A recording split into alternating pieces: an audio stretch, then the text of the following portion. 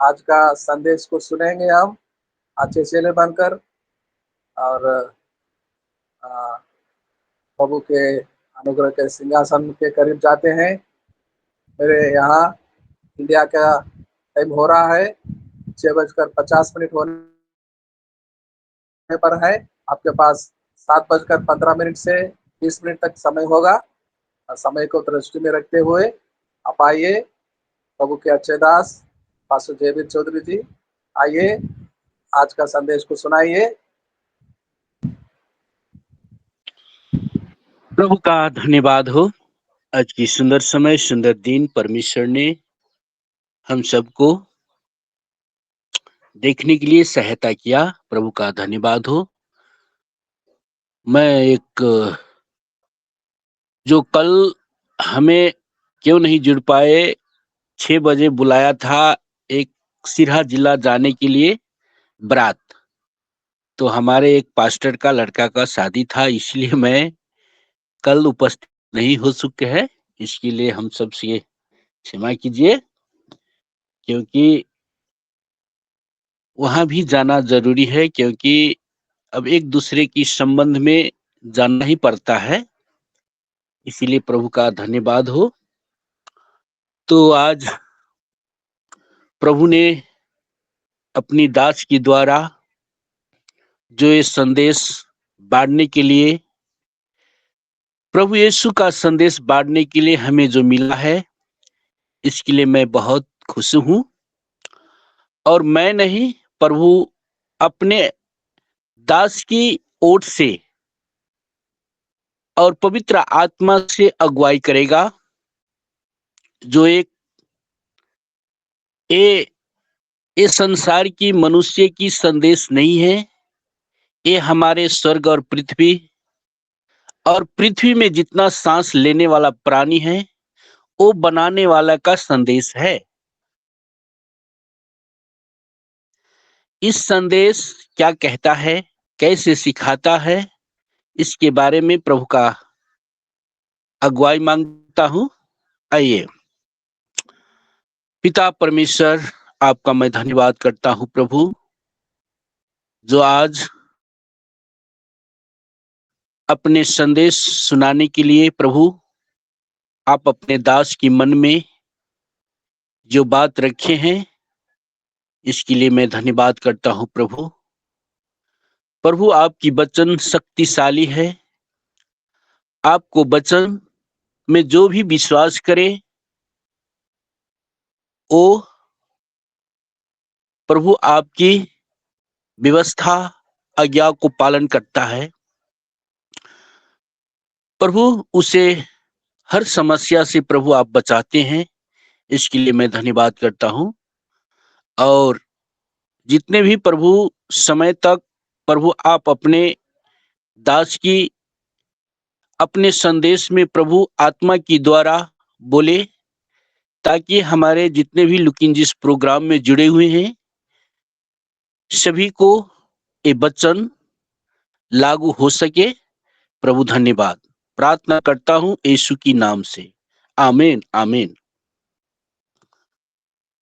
तो आइए, आज यीशु जन्म से पहले एक पुरानी करार था, और यीशु जब ये संसार में आया तो उसे बड़े बड़े वैज्ञानिकों, बड़े बड़े बाइबल अध्ययन करने वाले उसको 2 भाग में बटा गया है, क्योंकि हमें सरल तरीके से समझ सके कि यीशु आने से पहले और यीशु आ जाने की बाद क्या क्या किया, कैसे जन्म लिया, कैसे संसार में हुआ, इसी तरीका से 2 भागे किया है। तो आइए हम नए करार में जाते हैं, जो प्रभु यीशु के जन्म की रीति से हुआ है। और आइए, परमेश्वर की शिक्षा है, परमेश्वर की संदेश है, ये कोई मनुष्य का नहीं। तो आइए हम देखते हैं लूका लूका 1 अध्याय का 26 से लेकर 35 तक पढ़ेंगे। क्या कहता है? लूका सुसमाचार का पुस्तक, मत्ती मरकुस लूका जो आता है ना, उसको कोई भी अगर पढ़ दे तो सही होगा। छठवें महीने में यही 26 से पढ़ना ना सर? जी सर, जी सर, 35 तक। छठवें महीने में परमेश्वर की ओर से जिब्राइल स्वर्गदूत गलील के नासरत नगर में एक कुंवारी के पास भेजा गया, जिसकी मंगनी यूसुफ नामक दाऊद के घराने के एक पुरुष से हुई थी। उस कुमारी का नाम मरियम था। स्वर्गदूत ने उसके पास भीतर आकर कहा, आनंद और जय तेरी हो, जिस पर ईश्वर का अनुग्रह हुआ है, प्रभु तेरे साथ है। वह उस वचन से बहुत घबरा गई और सोचने लगी कि यह किस प्रकार का अभिवादन है। स्वर्गदूत ने उससे कहा, हे मरियम, भयभीत न हो, क्योंकि परमेश्वर का अनुग्रह तुझ पर हुआ है।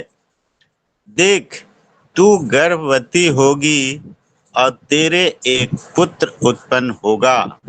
तू उसका नाम यीशु रखना। वह महान होगा और परम प्रधान का पुत्र कहलाएगा, और प्रभु परमेश्वर उसके पिता दाऊद का सिंहासन उसको देगा, और वह याकूब के घराने पर सदा राज्य करेगा, और उसके राज्य का अंत न होगा।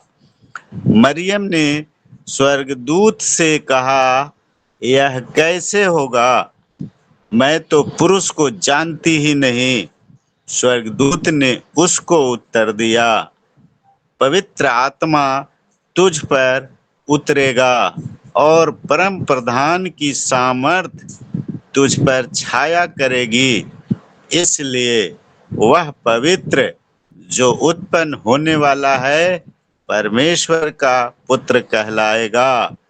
और देख, तेरी कुटुंबिनी इलीशिबा के भी बुढ़ापे में पुत्र होने वाला है।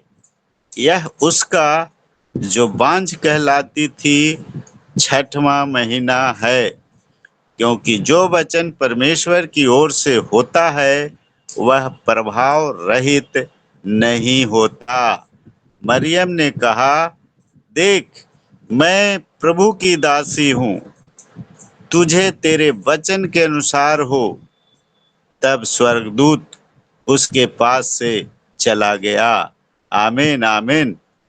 आमीन, आमीन। परमेश्वर की धन्यवाद हो, जो हमारे मदन सर ने प्रभु की आत्मा में जोड़कर और अपने आत्मा की बंधन से परमेश्वर को जीवित कलाम को पढ़ा। प्रभु उसे परिवार को आशीष दे, ताकि परमेश्वर को महिमा में आगे बढ़े। तो आइए, मदन जी तो पढ़ चुका है, लेकिन मैं भी पढ़ना चाहता हूँ। मैं भी सीखना चाहता हूँ कि परमेश्वर की वचन क्या क्या कहता है। हमें ये नहीं सोचिए कि मदन जी पढ़ चुका है, आप क्यों पढ़े, ऐसे विचार ना रखें। हम भी सीखते हैं, आप भी सीखिए कि क्या कहता है। तो आइए, यीशु परमेश्वर का पुत्र है और 2000 वर्ष पहले इतिहास की दृष्टि में एक जवान व्यक्ति जो देखा है, वो मनुष्य की जैसे तो है, लेकिन संसार में उस मनुष्य को जन्म हुआ जो परमेश्वर का पुत्र है, और उसने जन्म लेकर, पालन पोषण होकर उसने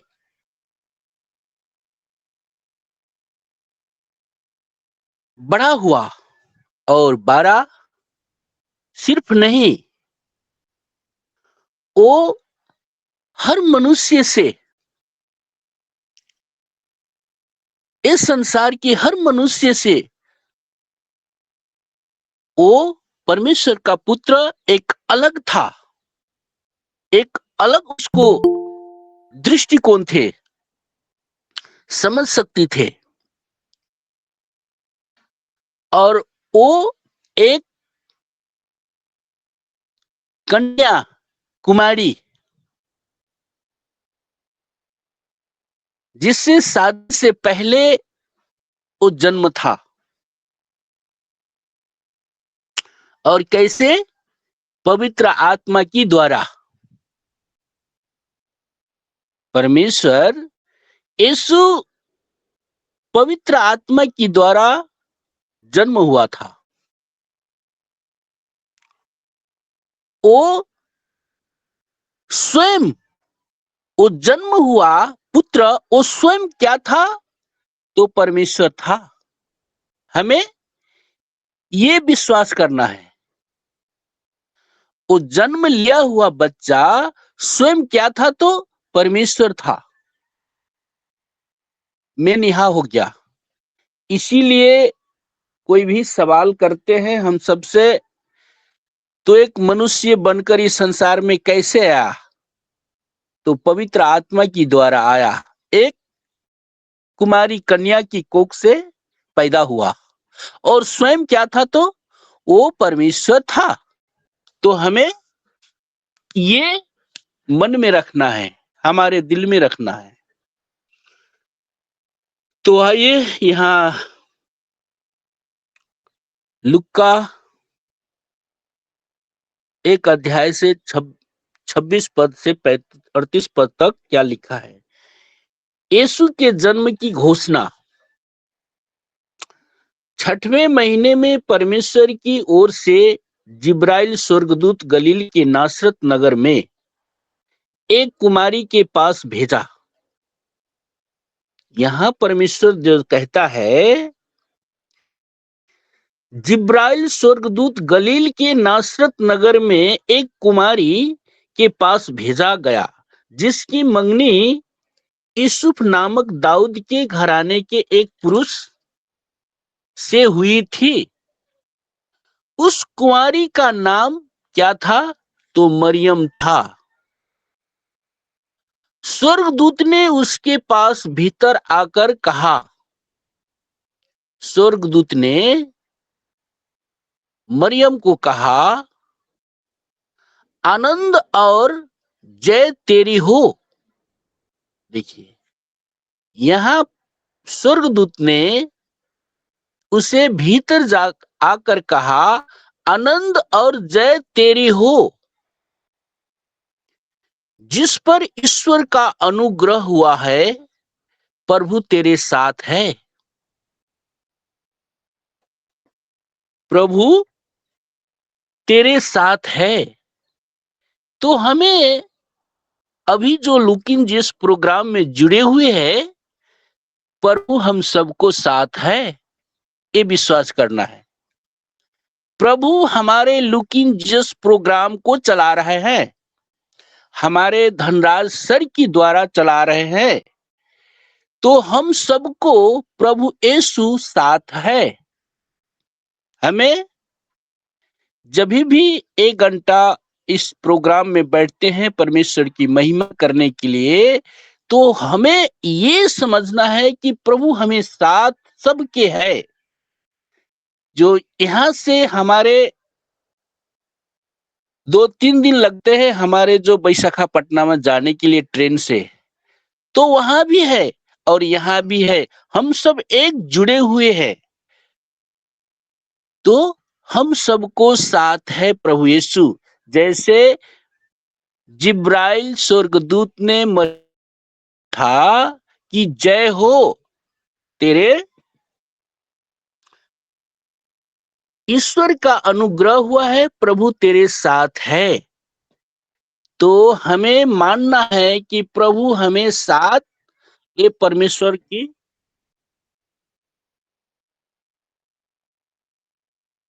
परमेश्वर हम सबको साथ है।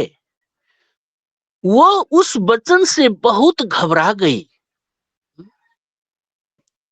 वो उस वचन से बहुत घबरा गई और सोचने लगी कि ये किस प्रकार का अभिवादन है जो मरियम ने इस वचन से घबरा गई। और क्या हुआ, सोचने लगी कि ये किस प्रकार का अभिवादन है। जैसे परमेश्वर ने अब्राहम को बोला,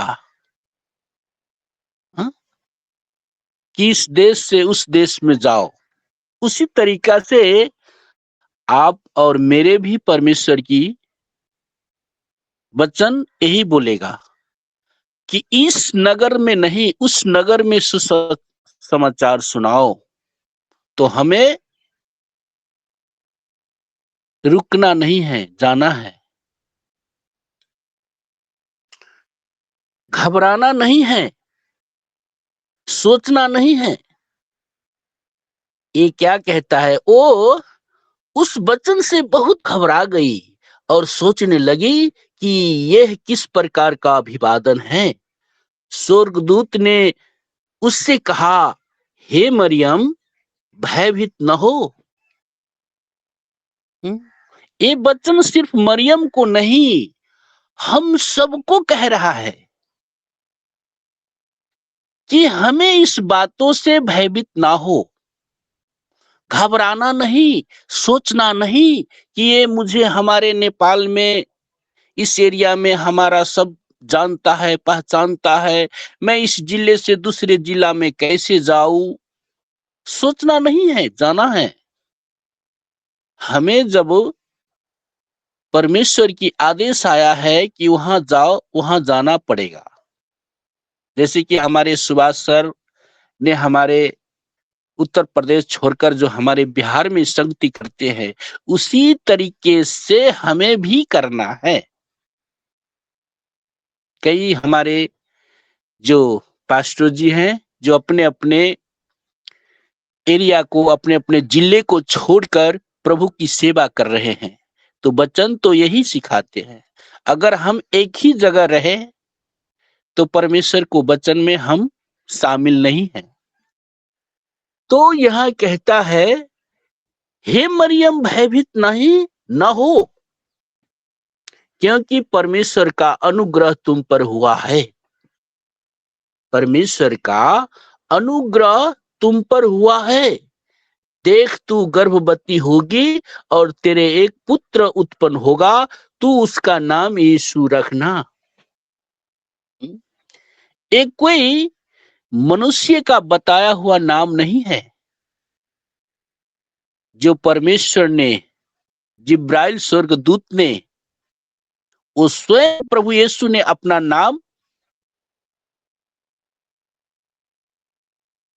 रखने के लिए बोला। उसको दूसरे आदमी में नहीं रखा। जैसे कि हम लोग ये समाज में जब बच्चा पैदा होता है तो घर के बड़े बड़े बुजुर्गों में बोलता है कि इसको नाम ये रखना है ना। तो वो वैसा नहीं हुआ। हमारे यीशु का मरियम की बाप दादाओं ने नाम उसको नहीं रखा।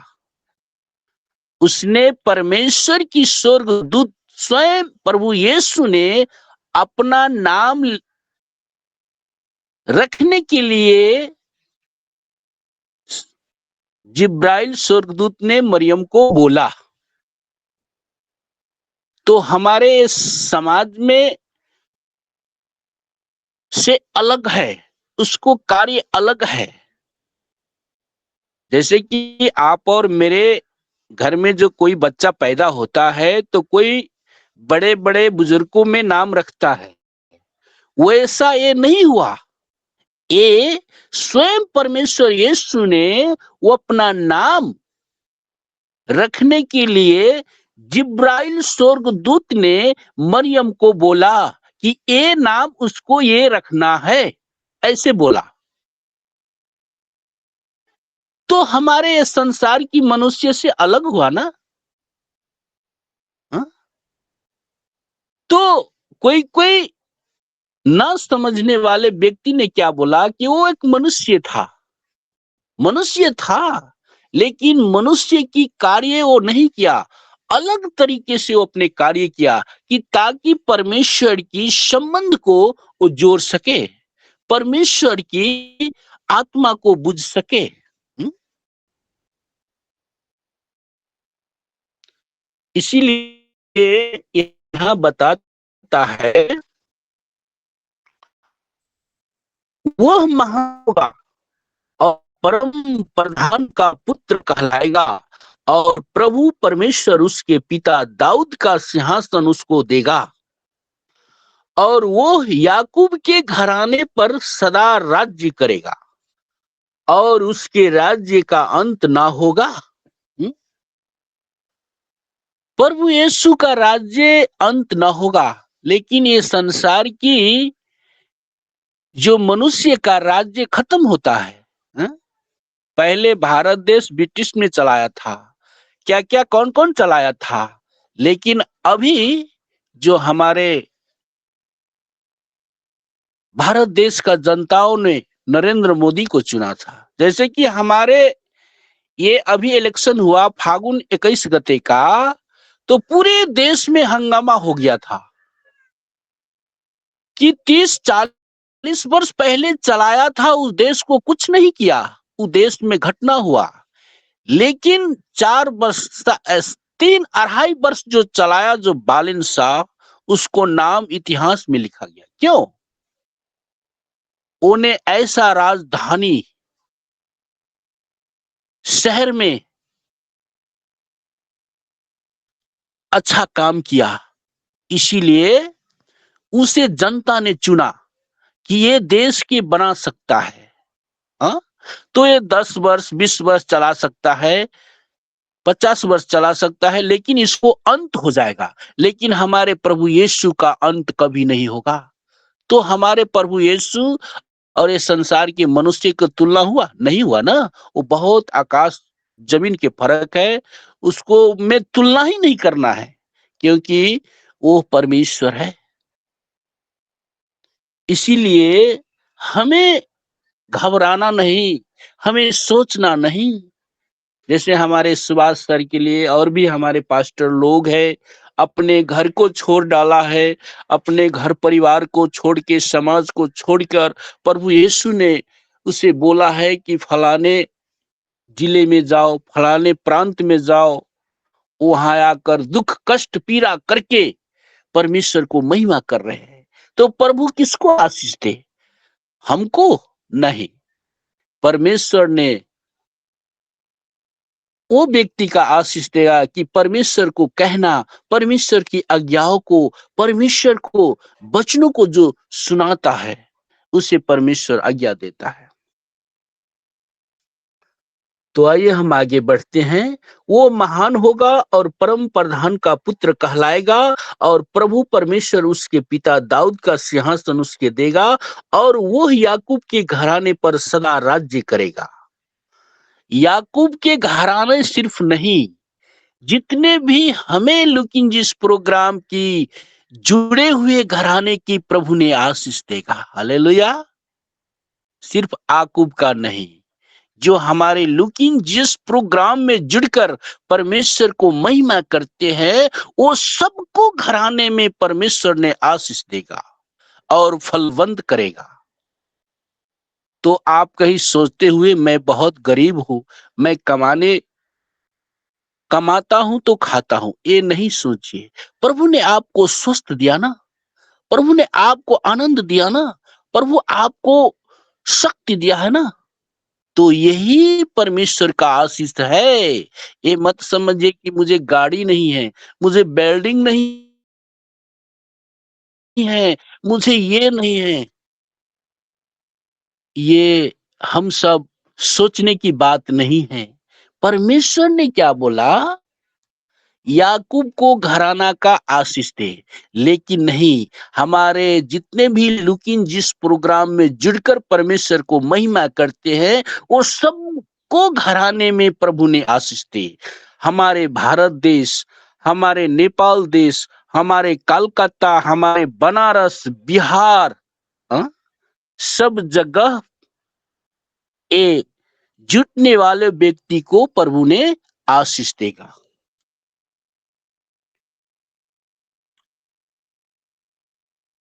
स्वर्गदूत ने उसको उत्तर दिया, पवित्र आत्मा तुझ पर उतरेगा और परम प्रधान की सामर्थ तुझ पर छाया करेगी, इसीलिए वो पवित्र जो उत्पन्न होने वाला है परमेश्वर का पुत्र कहलाएगा।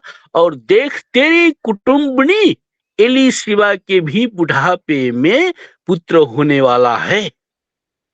ये उसका जो बांझ कहलाती थी 6वां महीना है, क्योंकि जो वचन परमेश्वर की ओर से होता है वो प्रभाव रहित नहीं होता।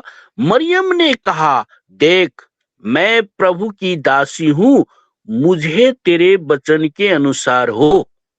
यहाँ क्या कहता है? मरियम ने कहा, देख, मैं प्रभु की दासी हूँ, मुझे तेरे वचन के अनुसार हो। तब स्वर्गदूत उसके पास से चला गया। मरियम ने क्या बोला? देख, मैं प्रभु की दासी हूँ, मुझे तेरे वचन के अनुसार हो। स्वर्गदूत को उत्तर दिया कि मैं प्रभु की दासी हूँ, मुझे तेरे वचन के अनुसार हो। तब स्वर्गदूत उसके पास से चला गया। यहाँ मरियम ने स्वीकार किया। स्वीकार अंत में 38 पद में देखिए तो मरियम ने कहा, देख, मैं प्रभु की दासी हूँ, मुझे तेरे वचन के अनुसार हो। मुझे क्या हो? तेरे वचन के अनुसार हो।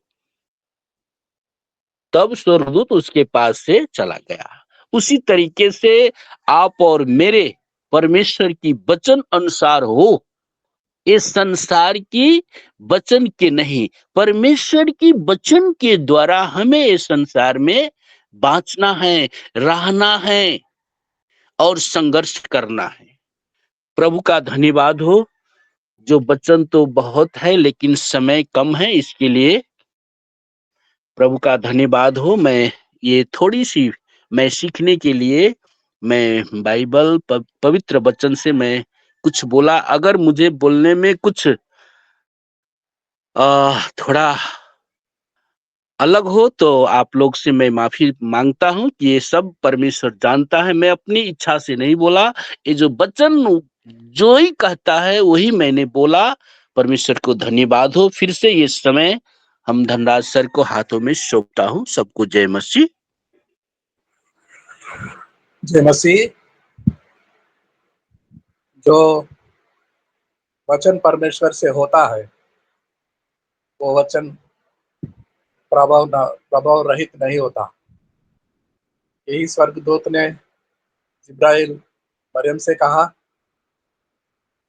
कि जो वचन आज मैं लाया हूँ परमेश्वर के ओर से, और वो वचन प्रभाव रहित नहीं होगा। जैसे जिब्राइल कहा था वैसे ही हुआ। यीशु मसीह उत्पन्न होता है, आत्मा के वश में मरियम गर्भधारण होता है और मरियम के गर्भ में मसीह का उत्पन्न होता है। आइए सुंदर सा वचन छोटा समय में, कम समय में पास्टर जेवियर चौधरी जी बहुत सरल रीति से, सुंदर रीति से समझाया, बताया, जताया। आपको धन्यवाद देते हैं पास्टर जेवियर चौधरी जी। इस समय साजन कोशिश सर सामने आएंगे और इस विषय पर और दो महत्वपूर्ण शब्द बोल के खुलासा करेंगे। आखिरी प्रार्थना में भी चलाएंगे साजन कुर्सी sir. Praise the lord, praise the lord. प्रभु के दास जिन वचनों को बांट रहे थे और उनका ये अंगीकार करना कि वचन शक्तिशाली है, वचन प्रभावी है, वचन सत्य है और वचन प्रभाव रहित नहीं होता। और जो मैं कह रहा हूं वो मैं अपनी मनसा से नहीं, प्रभु की उस तैयारी के साथ जो हमें देता है वही मैं कह रहा हूं, वही मैं बांट रहा हूं। इन बातों को हम समझ पाए। क्यों आज का दिन जयवीर जी के द्वारा ठहराया गया, कल हमें नहीं पता था, पर आज जैसे ही समय हुआ जयवीर जी को प्रभु ने खड़ा किया कि हाँ, किसी एक की अनुपस्थिति में दूसरा प्रभाव डाल सके। प्रभु एक ही है, वचन बांटने वाले हम कई दास हैं, यस लॉर्ड, पर हम सब उस यीशु मसीह के प्रभाव को ही बांट रहे, उनकी उस क्रूस की गाथा को ही प्रभावशील कर पा रहे। और इसके लिए हमारा मन उद्वेलित रहता, तैयार रहता, हम पीछे नहीं हटते। धन्यवाद प्रभु का। ये वचन अटल है, अड़िग है। इस वचन को प्रभु ने अपने नाम से ज्यादा तामील दी है, इज्जत दी है, प्रभाव दिया है। यस लॉर्ड, होने दे पिता, ये आपका वचन प्रभावी हो पिता। और ये हमारे मात्र बोलने से नहीं होगा, पूरा संसार इस वचन को प्रभावशील मानता है, जानता है, अंगीकार करता है।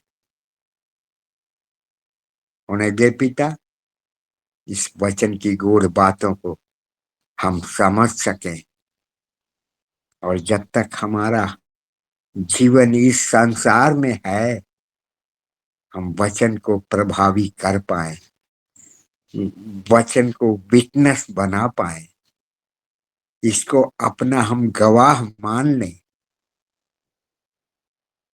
और अता फरमाएं कि हाँ, ये प्रभावशील है। और प्रभु इसीलिए हमें जीवन दान देकर इस संसार में रखा है। हमें त्यागा नहीं है, हमें छोड़ा नहीं है, हमें त्यागा नहीं है। यदि हम हैं तो इसको प्रभावशील कर पाए।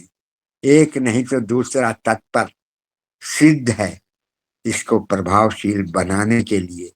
इन बातों को काश हम बड़ी गहराई के साथ समझ पाते। धन्यवाद प्रभु का। शांति की व्यवस्था विश्व में हो पाए पिता। एक देश दूसरे देश पर पिता अपना प्रभाव डालना चाहता है। होने दे पिता, आपका गवाह, आपका प्रभाव पूरे देश मानते प्रभु। होने दे पिता, यह सिद्ध और प्रभावी रहने पाए। आइए हम छोटी सी प्रार्थना कर लें। धन्यवाद, धन्यवाद, धन्यवाद प्रभु। वचन की गूढ़ बातें जो अटल और अड़िग है और जब से ये संसार बना तब से ये प्रभावी है पिता। इसको कोई झुठला नहीं सकता पिता। गूगल ने भी इसे प्रभावी कर दिया है, क्रूस की उस गाथा को सत्य बना दिया है, क्रूस के उस रक्त को जो अति पवित्र और शुद्ध है उसको प्रभावी बनाया है और हमें जताया है, दिखाया है, समझाया है, प्रेरित किया है पिता। और सत्यता की दहलीज पर अगर 100% से भी कुछ ऊपर है तो उतने परसेंटेज में, उतने प्रतिशत में प्रभावी बनाकर हमें दिखाया है, चिताया है। धन्यवाद प्रभु का। काश ये बातें हमारे जीवनों में प्रभावी होकर हम प्रभावशील हो पाए, उठ पाए, चल पाए, फैला पाए, दिखा पाए, समझा पाए, पहले अपने आप को, फिर अपने घर को, फिर अपने पड़ोस को। धन्यवाद, धन्यवाद प्रभु। ये जो प्रभाव फैलाने की बीड़ा है, ये हम कितने प्रतिशत ले सकते अपने आपे से बाहर आकर इनको हम एक दूसरे का पथ प्रदर्शक बना पाते, मतलब प्रभावशील कर पाए। धन्यवाद प्रभु का, धन्यवाद प्रभु का। आदर और महिमा आपको देते पिता। आपका ये प्रभाव चमत्कृत रूप से पिता परमेश्वर एक दूसरों के मुंह का प्रकाश बन पाए पिता। ये जो प्रकाश है पिता, ये प्रभाव जो है पिता, यह प्रकाश के रूप में परिणित होकर कई एक दावों को खड़े करने पाए, कई एक गवाहों को अपनी गवाही तत्पर करने के लिए पवित्र और खड़ा कर पाए पिता। धन्यवाद प्रभु, धन्यवाद प्रभु। आपने हमारी प्रार्थनाओं को सुना, हाँ और आमीन में उत्तर दिया। धन्यवाद प्रभु। हम अपना जीवन आपको देते प्रभु। आपका प्रभाव हमारे जीवन तक और हमारे मृत्यु के बाद भी पिता परमेश्वर प्रभावी रह पाए पिता। ऐसी आशीष की गुजारिश हम मांगते, रखते, चाहते, करते प्रभु। धन्यवाद प्रभु। आपका और सिर्फ आपका नाम प्रभावशील हो प्रभु। आदर और महिमा के साथ प्रार्थना को प्यारे प्रभु यीशु मसीह के नाम से मांगते हैं। आमीन, आमीन, आमीन। आमीन, आमीन। सर्जन कोसी सर, आपको धन्यवाद देते हैं बहुत सुंदर कंक्लूजन वर्ड्स के लिए, जिनको ये बातें समझ में नहीं आते थे, आपके कहने से पूरा समझ में आ गए हैं। धन्यवाद देते हैं। आपका परिवार, आपके बच्चे, हमारी बहन स्वस्थ रहे, ठीक रहे, हम धन्यवाद देते हैं। और Madan Kumar ji, vote of thanks तो सुनाइए। जी सर, जी सर। बहुत बहुत धन्यवाद परमेश्वर को।